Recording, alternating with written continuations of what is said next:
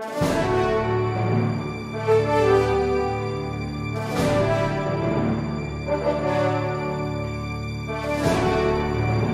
po lahat nung press con, yung complete press con ni Attorney Midas Marquez. But in-announce nga po yan, tsaka sinabi kung ano ang boto, 8-5, and parang natatandaan ko, parang sinasabi na immediately executory na daw po. Yung boto nila ay 8-5. Opo. 8 ang apabor doon In sa favor of the TRO. At 5 ang kontra. Yes, Your Honor. Yung mga kontra ang tinatawag na dissenters. Yes, Your Honor. Kasama dyan si Justice Carpio, Antonio Carpio, and Justice Conchita Carpio Morales. Hindi po. Wala. Wala Ombudsman na na po siya si... wala na siya doon pala. Justice Sereno po. Justice Sereno. Dinilbanagin ko na, napanood nyo sa, nasulyapan nyo, napanood nyo ito sa television. Yung pag-announce. By the way, Madam Secretary, sino yung tatlo na naging dissenter? Justice Reyes, may I just po, so that sigurado po ako. Nakasabi po sa last paragraph ng TRO, ng order.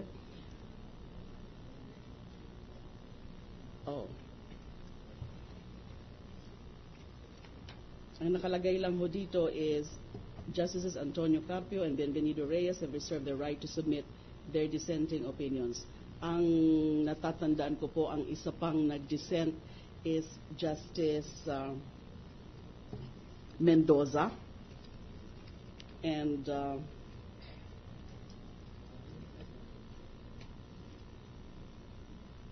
Bernabe, Your Honor. 5 sila. Opo. Sino naman yung mga 8 bumoto in favor? Chief Justice Corona, Justices Brion, Abad, Velasco, so that's 4.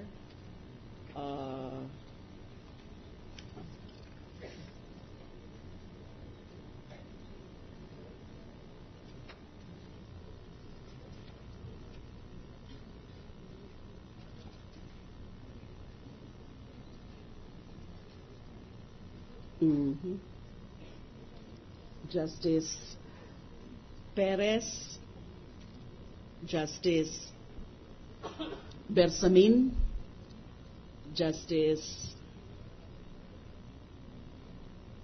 Velasco. Nabanggit ko na po si Justice Velasco, Your Honor. Si Justice Peralta. Opo, kasama rin po sa 8. So let me restate again, Your Honor. Chief Justice Corona, Justice Brion, Justice Abad, Justice Velasco, Justice Perez, Justice Bersamin, Justice, hindi po si Justice De Castro po, wala. I think she was on leave. And Villarama, Your Honor. Ilan ang hindi nag-participate dun sa kaso? 2. Opo. Dalawa. Justice De Castro, who was on official business, and Justice Del Castillo, who was on official leave as of November 15. So 13 justices participated. Yes, Your Honor. Thank you.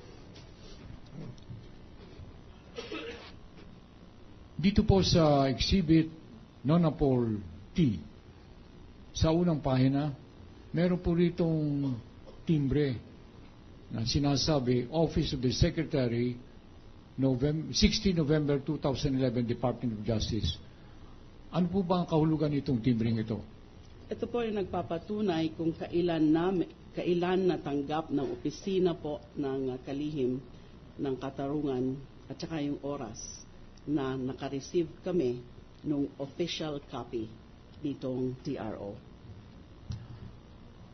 Ano po naman ang naging tugon ninyo o hakbangin inyong ginawa pagkatapos ninyong matanggap itong TRO noong Nobyembre 16, 2011? Nakipagsangguni po ako sa Office of the Solicitor General, and I told them to avail of an appropriate remedy. At nung araw po yun, nung November 16, the Solicitor General prepared and filed an urgent motion to reconsider and or lift the temporary restraining order. Isinagawa po ba ng Solicitor General? Opo, rinash po yung motion na yon because it was also filed, if I'm not mistaken, I think in the afternoon of November 16. We received the TRO 825 as shown in that stamp portion. 825 in the morning of November 16. And the motion was filed in the afternoon of November 16 po. Okay. Pagkatapos po noong November 16, kayo po ba'y nakatanggap ng anumang order o notice na buhat sa Korte Suprema? Pagkatapos po ng November 16, kung natatandaan ko po, ang sumunod na nalaman namin at natanggap namin is another resolution, November 18.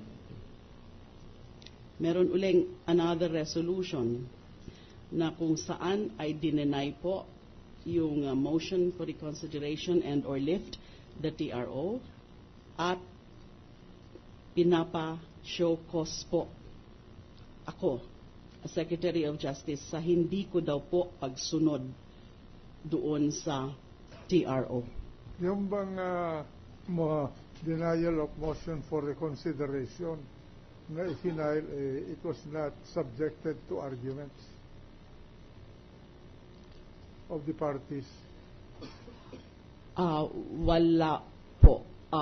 It was, apparently, Your Honor, it was taken up in that session of November 18 because there was a resolution dated November 18 na dinenay nga po yung motion na yon, and along with that, and in the same resolution po, ay nandun na rin po yung show cause order issued to me and certain other dispositions, kasama po doon yung pinapa-comply yung petitioners na mag-submit ng tamang compliance with respect. Sino ang pumirma ng denial of the motion for reconsideration? It was not signed by any of the justices. It's the resolution issued by the clerk of court. So it's not a signed resolution, assigned by the justices. Yung katulad din po yun ng November 15 TRO na it's the unsigned resolution. And the one who actually issued it and signed it is the clerk of court of the Supreme Court and Bank. Your Honor. Thank you. Babalikan ko lang po yung tanong. Yung denial of the motion for reconsideration was done by the Supreme Court and Bank. Yes, Your Honor. Babalikan ko lang po yung tanong ng Ginoong Pangulo. Tinanong po kayo kanina kung nagkaroon ng hearing sa Korte Suprema ukol doon sa motion for reconsideration na finailan Solicitor General. Nagkaroon po ba ng hearing o hindi? Wala po. Okay, salamat po. Pwede ho bang magdagdag? Madam Secretary, go ahead. Thank you, Your Honor. Yan nga po yung pinakapunto nung mga nag-dissent doon sa November 15 TRO. Sila Justices Carpio, Sereno, and Reyes. Na dapat daw po binigyan muna ng pagkakataon yung respondents, the government through the respondents, para ipaliwanag yung pag-issue ng WLO saka sa pagbawal sa dating Pangulo na umalis ng bansa. So it was a TRO issued ex parte, lalo na may mga observations si Justice Sereno na dapat hindi tinake as gospel truth yung mga allegation, yung mga supposedly verified allegations in the petition na hindi naman